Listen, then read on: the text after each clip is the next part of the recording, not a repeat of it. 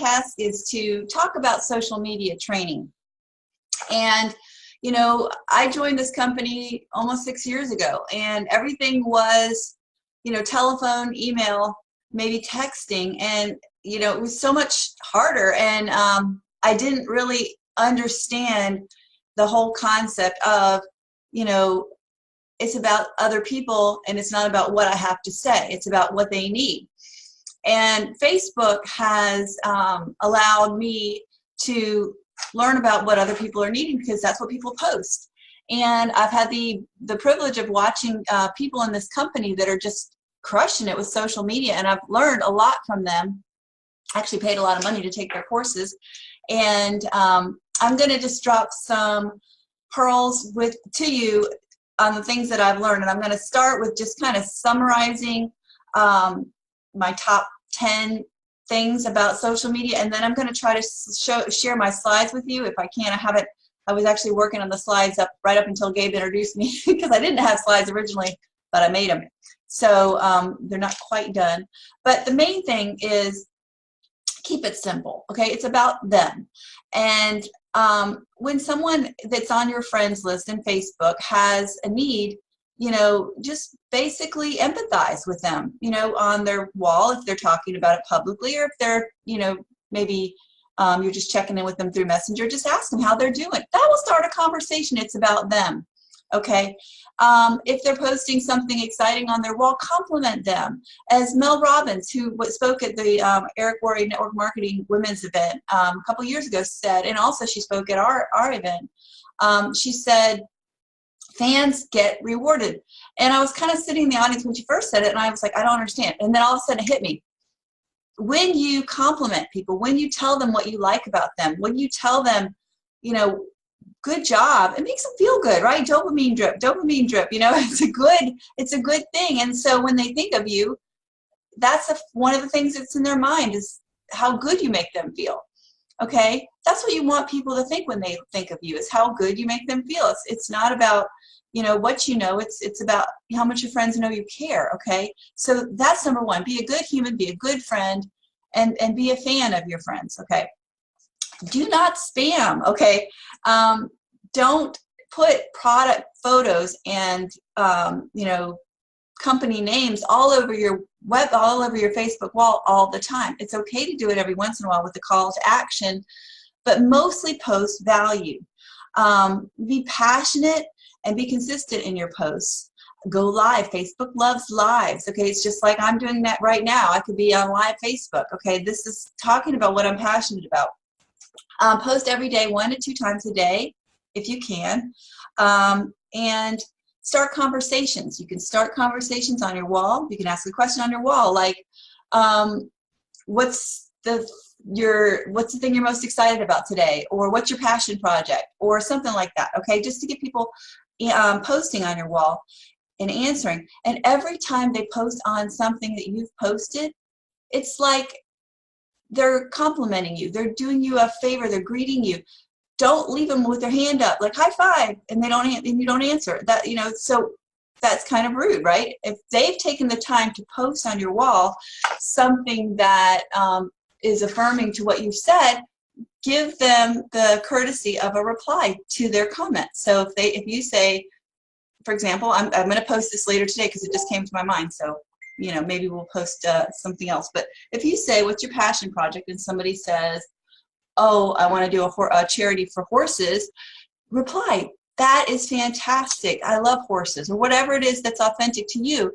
But be conversant and try to reply kind of early on, because the Facebook algorithm is the more comments and likes that a post gets early on, the more it shows it to additional audiences, because in Facebook, the algorithm says, oh, this must be a valuable post because people are liking and commenting on it, even if it's you replying to a comment, okay? That helps boost it. Okay, be a professional conversation starter and a professional question asker. If you're reaching out to someone on Facebook about something that they posted, either in a group or in their wall, and you're just asking them a question, that will get them going. So maybe say someone said they want to start a horse charity, okay, on your wall. you message them. So not only do you post a reply, you know, I love horses, you know, that's fantastic, on your wall, you message them, hey, thanks for taking the time to comment on my wall. What have you done with horses, or how close are you to achieving your dream, right? That is all about them. It's all about them. And then that's going to start a conversation. Maybe it'll be, gosh, I've just been wanting to quit my job and start a horse farm, you know, or whatever. Well, the next thing you say should be a question, right? Because if you just say, oh, that's great, that ends the conversation. But maybe you could say something like, wow, how close are you to, you know, being able to quit your job? Have you gotten everything you need saved up? Have you thought about a home-based business? Things like that. That has been absolutely phenomenal in my business building, asking questions. Anytime I try to make a statement, I try to remember, anytime I start to make a statement, I try to tell myself, stop, like kind of like if I had a rubber band on my wrist, I would snap it. Don't make a statement. Turn that statement into a question. It changes everything, changes the dynamic, takes pressure off of me, because, you know, the saying is facts tell, okay? If you're asking questions, number one, you're in control of the conversation, but number two, you're not telling. People don't like to be told. People like to be kind of leaning forward, like wanting to know more. If you ask a question, they're like telling you about themselves. They love to talk about themselves. So just remember that. Ask questions, keep it about them, be a conversation starter, compliment. Okay, now I'm going to try to share my screen.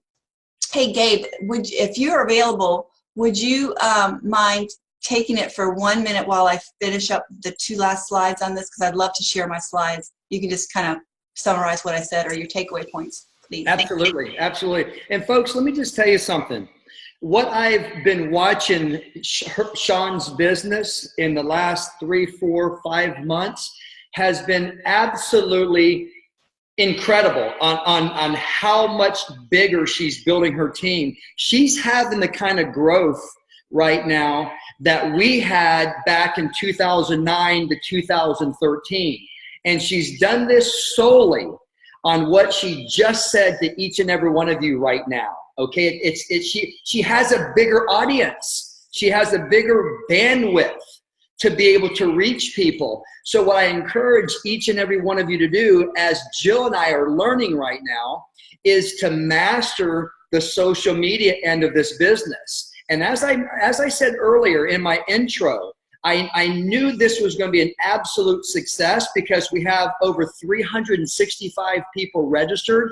We're touching people all over this country. Well, you can do the same thing, you know, with the internet on social media and touch so many more people at a faster pace at the confines of your own home.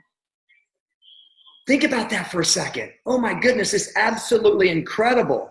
And what she said, I want everyone to understand this. When you're talking about them and you're complimenting them, you're asking them questions, you can do that, you know, in real life. All right. Use those same tactics that she was talking about, you know, in real life, as opposed to, you know, on social media. So I think that makes a huge, huge impact on people when it's all about them. When you're complimenting somebody, you know what they're doing, folks? They're listening. Their mind is open when you compliment somebody, because people love to hear great things about them, right? You know, so I want all of you to, it's hard for me, folks. I'm 57 years old and I've got to learn this social media aspect of this business or it's going to leave me behind. And I'm telling you, I built my business relationships, right? Elbow to elbow, kneecap to kneecap. And now, and a perfect example is if I called my daughter right now, if I called her, she wouldn't answer the phone. But if I text her, she would text me right back.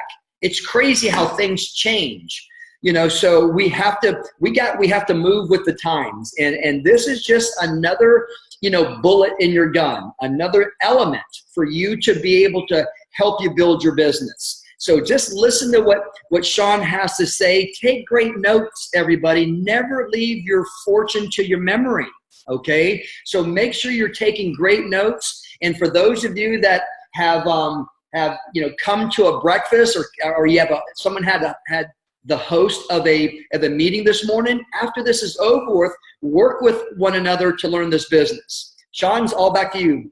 Okay, can you hear me and see my slides? Yeah, perfect. All right. So why social media? It has over 2 billion users now. I borrowed these slides, actually a screenshot of these slides off of the Team Heart social media training, and at the end I'll give everyone the link to that. I really recommend you watch it. But it has over 2 billion total users. So every 6 minutes online, 1 in 5 is on mobile devices, and 1 in every 6 is on Facebook, okay? But the key is there's a wrong way to build on Facebook. And I did this for years. I was just telling and talking about the science and stating superoxide dismutase and all the things nobody wants to hear. And just people were just flying by my wall and unfollowing me. It was awful. I was interruption marketing and I was spamming. And I know we've all done it, or at least, you'll make me feel better if you say you've done it too, because, nobody wants to fail alone. You want to have company, right? So, Dawn, yes? we can't see the slides. Can you click it? Let's see.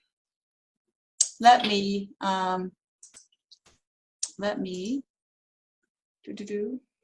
stop share. Okay. Share screen. Social media training. That's probably what you needed to see. Now can you see my slides? Yes, perfect. Okay. So there's a wrong way to do it. Interruption marketing. Of course, calling somebody out of the blue and saying, hey, you've got to see this video right now. That's interruption marketing. Yes, if they're available, if they're looking for something, they'll stop and do what they're doing and they'll watch the video if they have 9 minutes, but that's interruption marketing and people are really busy. And remember, people are looking at their phones all the time. They're in the middle of watching some YouTube video, or they're in the middle of a text conversation, or replying to their Facebook friend's post. They don't want to be interrupted, okay? So you go where the eyeballs are. People are on Facebook, okay? Get your stuff on Facebook and be interesting, right? That's attraction marketing. Okay, so what is attraction marketing? It's adding value to people's lives, okay? So much that they actually contact you because they want what you have. They're like that when Harry met Sally. I'll have what she's having, right? That's what you want people to be thinking when they look at your stuff, okay? So again, we're going to do a honest look at your own social media wall. Now, again, I stole whatever, these slides from Rachel Jackson's Team Heart training. But if you look at her wall, I mean, it's open. Her posts are public. Okay, her posts show, caring. Everyone matters. Her Facebook profile is her face. Her cover photo is interesting. She's got her intro is unlock your freedom financially, physically, spiritually, emotionally, and then her website. Okay, you fill that in. If it's just your LifeVantage website, you can put that there. But I really don't recommend having the word SeanMcKee.lifevantage.com on your or whatever your name is on your profile picture page, because then everybody goes, oh, she's in LifeVantage. That's network marketing. They make their own conclusions without having all the information. We don't want that. We want our friends coming to us to ask us what it is that we do. Why are we so interesting? Why are we so happy? Why are we so energetic? Why do we age backwards? All that, okay? So if you do put your LV website there, I would recommend shortening the link with a bit.ly or a whatever tiny link. I think it's called Tiny Link. You can make it not say LifeVantage and still have a link to your website. But again, Sean, yes? What kind of bit did you say? I didn't hear that.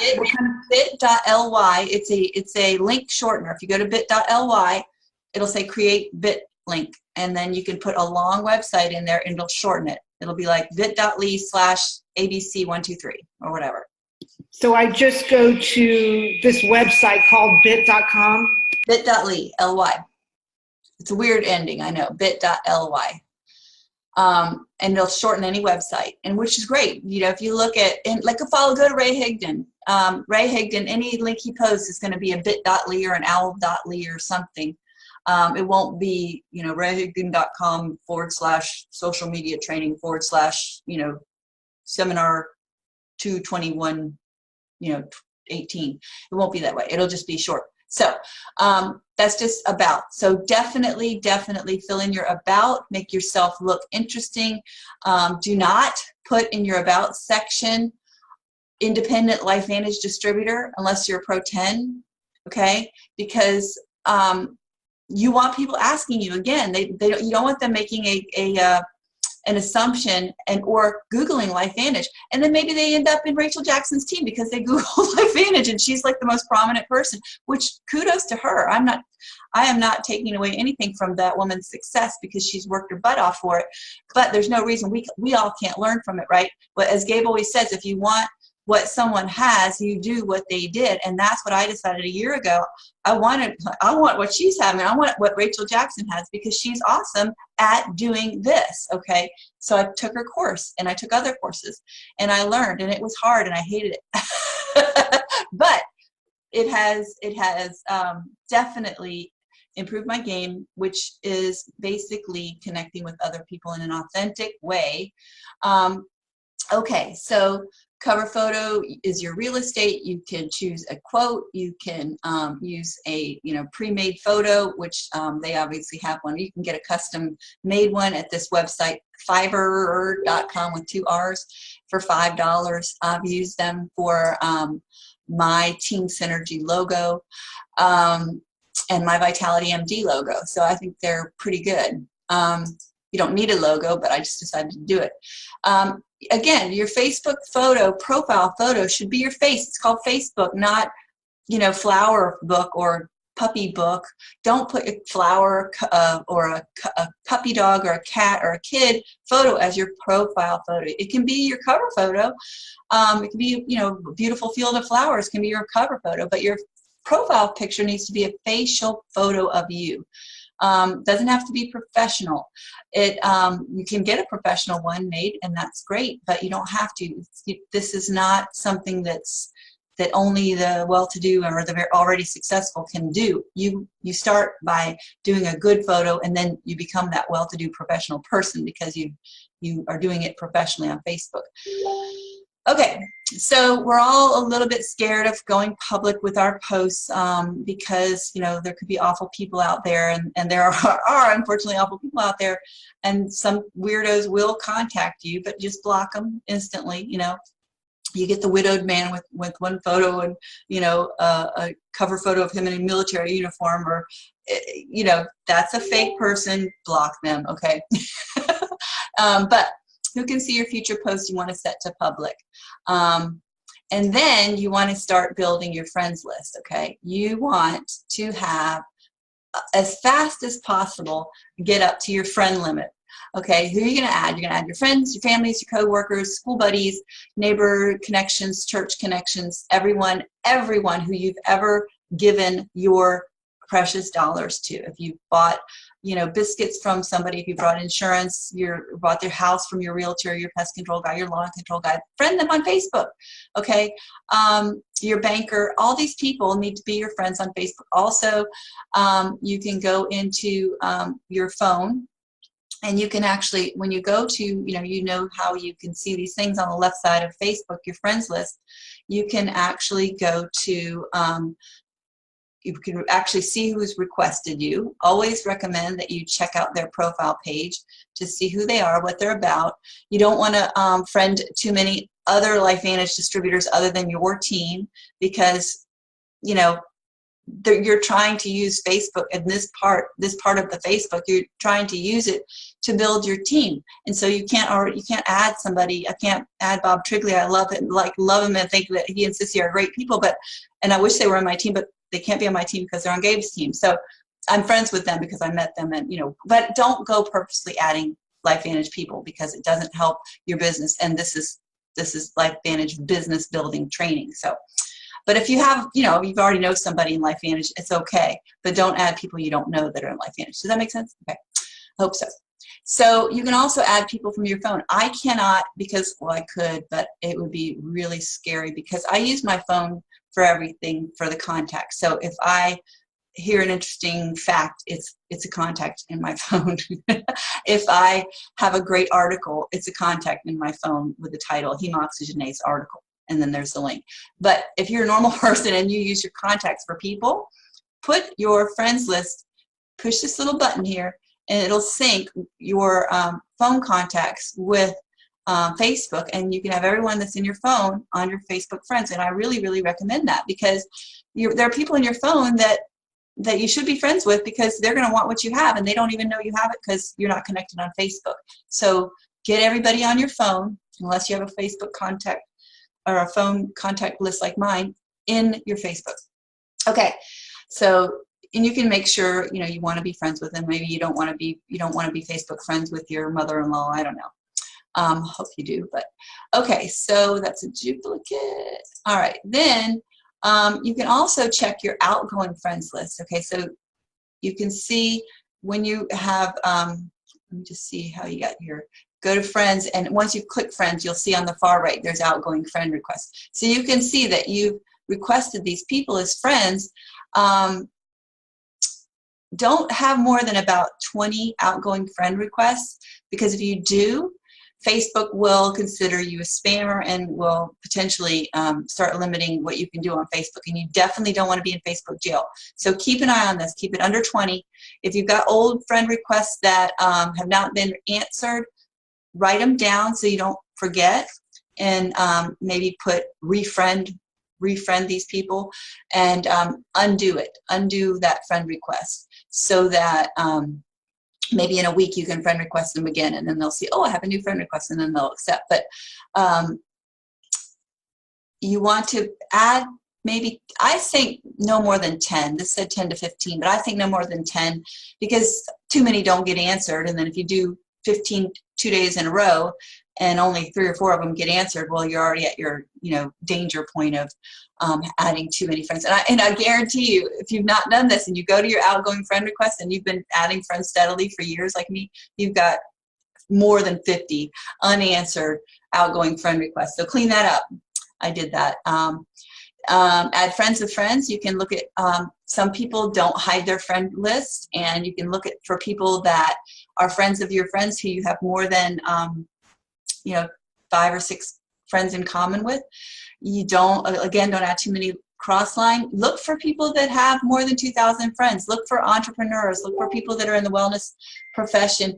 I find a lot of these, sometimes people are, then again, if they're in the wellness field and or health and fitness field, they cannot be told anything, right? Their cup is already full. You can't put knowledge or tea or water into a full cup. So these people, again, especially these people, and I've already said don't do this, but especially these people, don't try to tell a doctor, a nurse, a fitness trainer, a gym owner, anything. Just post things that they're going to be attracted by, and they're going to ask you, okay? Always be connecting. Again, it's not how many people you know, it's about how many people know you, value what you are contributing, trust you. Be a friend first, okay? Don't be shoving down their throat the ABC primetime like I did at the beginning. Don't send anyone a link or ask anybody if they're open to a I guess just don't come out of the blue with them about this on Facebook. It'd be like somebody walking up to you in a supermarket going, hey, you want to look at my business? Okay, that's no, get out. I barely know you. You know, start a conversation. That's how you get it into their awareness. You're going to be wanting to have quality conversations and connections and nurture them every week. Every single day, you know, spend 15 minutes in the morning connecting with people, and 15 minutes in the midday, lunchtime, kind of following up or responding to whatever they answered, and then 15 minutes in the evening, you know, following up or whatever from previous days. Just make a strategic plan to be on Facebook and be intentional about it. You can also find cold market leads by just typing in, you know, as I said, personal trainers, again, that to me, they're harder because they already quote unquote know so much, but you could put animal lovers or dog trainers or something, and get contacts that way. But again, you want to make sure that rather than sending a friend request without any context, maybe see if you have some mutual friends and say, hey, Facebook suggested we be friends. We have a couple mutual friends. How are you? Start a conversation. Always ask questions. Or if you're in a group, okay, you can be like this. Rachel Jackson said she was in a group called Fascia Blaster. There's wellness groups. There's fitness groups. There's weight loss groups. You can join these groups, not with the intention of making a post about what you have and what you know and LifeVantage and your opportunity and your products. No, that's not why we join groups. We join groups to connect to people. We join groups to add value. Okay, so this is what she did. Rachel joined this group called Fascia Blaster. Obviously, I don't think we should join it because she's probably already attracted everybody in there. But, you know, she posted her value. She posted her story, her health journey. She got 50 leads and 12 customers out of that. Let's see. There are more slides that I didn't get a chance to make, I think. So let me see if I can add any others. Let's see. Okay, well, I can't find any others, but let me just close with. Can I ask a question real quick? Mm-hmm. There was a question, and it's asked, you know, we get a little confused, or I do, with you have the personal site, you have an entrepreneur site, and a business site. What do you recommend? Because for someone like me, it's very confusing on which direction to take, and so I don't take any direction. Oh, yes, analysis paralysis. I know about that. So this. Okay, Tara Wilson does everything from her personal page, everything. And I think that's where most people should start. Just the only advantage to having a fan page is you can do advertisements. But Rachel just said, and again, if you watch that training, she says she gets more engagement from her personal wall with 5,000 followers or friends than she does from her Facebook page with 100,000 followers.